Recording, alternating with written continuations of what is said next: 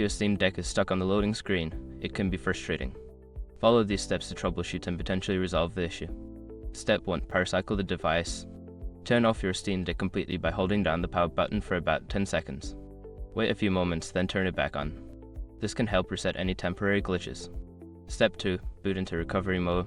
While the device is powering on, press and hold the volume down button until the Steam logo appears.